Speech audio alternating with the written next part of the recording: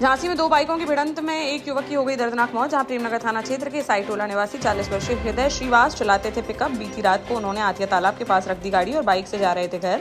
रात करीब 11 बजे जब ध्यानचंद स्टेडियम के पास पहुंचे वह, तभी सामने से रॉन्ग साइड में आ रही बाइक ने उनकी बाइक में मार दी जोरदार टक्कर, जिसमें गाड़ी से फिक कर दूर सड़क पर जा गिरे हृदय श्रीवास, जिन्हें तुरंत पहुंचाया गया जिला अस्पताल। यहाँ डॉक्टरों ने उन्हें कर दिया मृत घोषित। वहीं दूसरा बाइक सवार हो गया घायल, जिसका चल रहा है इलाज। हृदय की मौत की खबर सुनकर परिवार में मच गया कोहराम। पुलिस ने शव को पोस्टमार्टम के लिए भेजकर मामले की जांच की शुरू।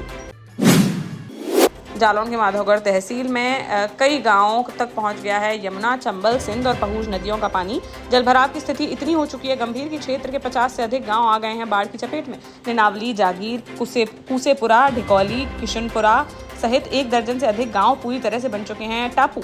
इन गांवों का मुख्य मार्गों से पूरी तरह से टूट गया है संपर्क। चारों तरफ सिर्फ पानी ही पानी आ रहा है नजर। प्रशासन और जनप्रतिनिधियों ने मिलकर बाढ़ राहत कार्य कर दिए हैं तेज। माधवगढ़ विधायक मूलचंद निरंजन, अपर जिलाधिकारी संजय कुमार, उप जिलाधिकारी और तहसीलदार ने अन्य जनप्रतिनिधियों के साथ बाढ़ प्रभावित गांव का किया निरीक्षण और बाढ़ पीड़ितों से मिलकर उन्हें राहत सामग्री की वितरित। ललितपुर के मडावरा में सड़क न होने से स्थानीय लोग झेल रहे हैं परेशानी। जहां शुक्रवार को सैकड़ों महिलाओं ने खंड विकास अधिकारी कार्यालय के सामने किया विरोध प्रदर्शन और श्रम एवं सेवा योजना राज्य मंत्री मनोहर लाल पंत को सौंपा ज्ञापन। महिलाओं ने बताया कि मोहल्ले में सड़क न होने से 2-3 मोहल्लों के निवासियों को भारी परेशानी का करना पड़ रहा है सामना, जिसकी वह कई बार कर चुके हैं शिकायत, लेकिन नहीं हुई कोई सुनवाई। राज्य मंत्री ने महिलाओं की समस्या को गंभीरता से लेते हुए जल्द समाधान का दिया है आश्वासन।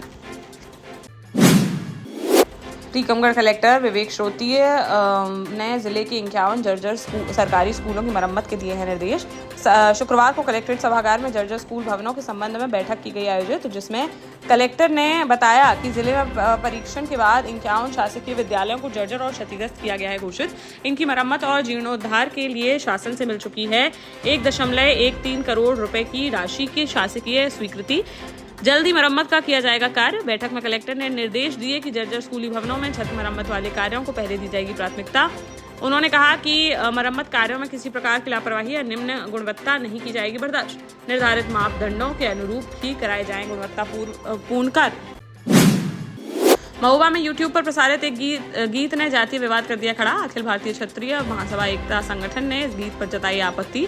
संगठन ने यूट्यूबर शोभा यादव के खिलाफ कार्रवाई की है मांग। शुक्रवार को संगठन के कार्यकर्ताओं ने कोतवाली पहुंचकर किया विरोध प्रदर्शन और पुलिस को तहरीर देकर मुकदमा दर्ज करने की उठाई मांग। संगठन का आरोप है कि वीडियो में वीर आल्हा ऊदल को यादव जाति से जोड़कर दी गई है भ्रामक जानकारी। साथ ही वीडियो में हथियारों का अनुचित प्रदर्शन और डर फैलाने वाले दिखाए गए हैं दृश्य, जिससे बिगड़ सकता है सामाजिक सौहार्द। झांसी में होटल कारोबारी की होंडा सिटी कार में सांप घुसने से मच गया हड़कंप। जहानाबाद थाना क्षेत्र अंतर्गत तालपुरा स्थित नेहरू पार्क के पास गणेश होटल के मालिक सुनील कुमार साहू ने बताया कि होटल के सामने रखी थी उनकी होंडा सिटी कार। तभी शाम 5 बजे आया स्टाफ का फोन कि कार के अंदर घुस गया है एक जहरीला सांप। लोगों के छेड़ने पर बोनट में इंजन के पास बैठ गया वह और 5 घंटे तक वहीं बैठा रहा छिपकर। मालिक ने क्रेन बुलाकर उठवाई कार, मगर फिर भी सांप नहीं निकला बाहर। तब कार को चलाकर जंगल के पास ले गए मालिक। वहां दोबारा क्रेन से कार को उठाकर बड़ी मशक्कत के बाद सांप को निकाला जा सका बाहर। इसके बाद कारोबारी ने ली राहत की सांस। इस दौरान सांप को देखने के लिए लोगों का जुट गया हुजूम। गुना जिले के मधुसूदनगढ़ क्षेत्र में कियोस्क संचालक से लूट का मामला आया सामने। जहां रितेश जैन बैंक के कियोस्क का करते हैं संचालन। वह रोजाना की तरह शुक्रवार सुबह कियोस्क जाने के लिए निकले थे घर से, हाथ में लिए हुए पैसों से भरा बैग। इसी दौरान बाइक से आए 2 नकाबपोश बदमाश, जिन्होंने उसे डंडा मारकर गिरा दिया नीचे। फिर पैसों से भरा बैग छीनकर मौके से हो गए रफू चक्कर, जिसमें रखी हुई थी 1,43,000 रुपए की नकदी। रितेश को घायल अवस्था में इलाज के लिए अस्पताल में कराया गया भर्ती। पुलिस ने पीड़ित की शिकायत पर मामला दर्ज करते हुए अज्ञात बदमाशों की तलाशी शुरू। निवाड़ी जिले के पृथ्वीपुर रोड पर लक्ष्मणपुरा के पास यात्रियों से भरी बस के सामने से आ रहे ट्रक से हो गई जोरदार भिड़ंत। दिल्ली से टीकमगढ़ जा रही थी बस, तभी शुक्रवार सुबह 11 बजे हो गया है हादसा। टक्कर से दोनों वाहन बुरी तरह से हो गए क्षतिग्रस्त। बस में सवार थी करीब 25 सवारियां। हादसे के बाद यात्रियों में मच गई चीख पुकार और बन गया अफरा तफरी का माहौल। स्थानीय ग्रामीणों ने तुरंत शुरू किया राहत कार्य और सभी यात्रियों को निकाला बस से बाहर। इस हादसे में किसी की नहीं गई जान। कई यात्रियों को आई हैं हल्की चोटें। बस और ट्रक चालक दोनों हुए हैं घायल, जिनका मौके पर ही कर दिया गया है प्राथमिक उपचार। मौके पर पहुंची पुलिस ने क्षतिग्रस्त वाहनों को सड़क किनारे करवाकर यातायात कराया बाहर। ललितपुर के पाली थाना क्षेत्र में स्थित कन्यापुर माध्यमिक विद्यालय में हुई चोरी का पुलिस ने सफलतापूर्वक कर दिया खुलासा। जहां पुलिस ने 4 आरोपियों को किया गिरफ्तार, जिनके पास से चोरी की बैटरी, इन्वर्टर, कंप्यूटर और अन्य सामान किया गया बरामद। 4 में से 2 हैं नाबालिग आरोपी। मामला दर्ज करते हुए जेल भेजने की कार्यवाही की शुरू।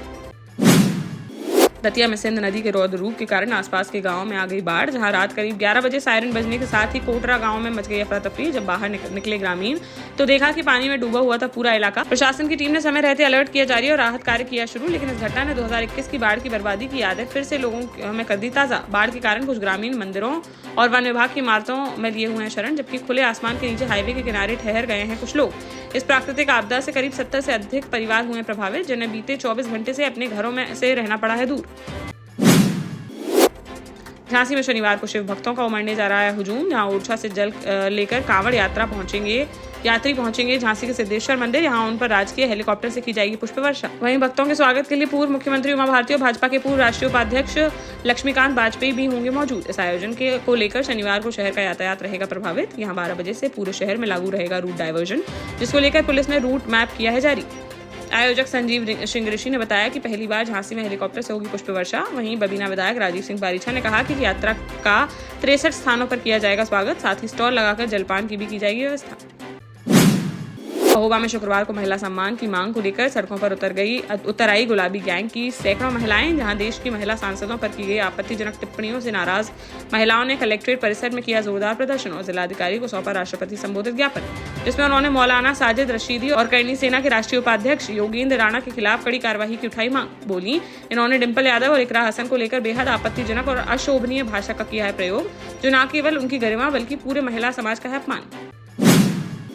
टीकमगढ़ के नगर परिषद कारी के लोगों ने शुक्रवार को कलेक्ट्रेट परिसर में किया प्रदर्शन, जहां उन्होंने शासकीय हायर सेकेंडरी स्कूल की संपत्ति के अवैध हस्तांतरण के विरोध में सौंपा कलेक्टर के नाम ज्ञापन, जिसमें उन्होंने बताया कि शिक्षा समिति शासकीय उच्चतर माध्यमिक विद्यालय कारी की चल अचल संपत्ति का फर्जी प्रस्ताव किया गया है तैयार। इस प्रस्ताव में क्रमांक का नहीं है उल्लेख, जबकि नियमानुसार प्रस्ताव रजिस्टर पर प्रस्ताव क्रमांक का होना चाहिए उल्लेख।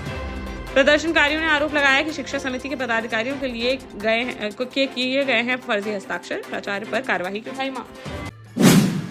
जालौन में माधोगढ़ तहसील के रामपुर क्षेत्र में उफान पर हैं पंचनद की नदियां, जिसके कारण खतरे के निशान पर आ गए हैं जूही का पुल और पंचनद का पुल।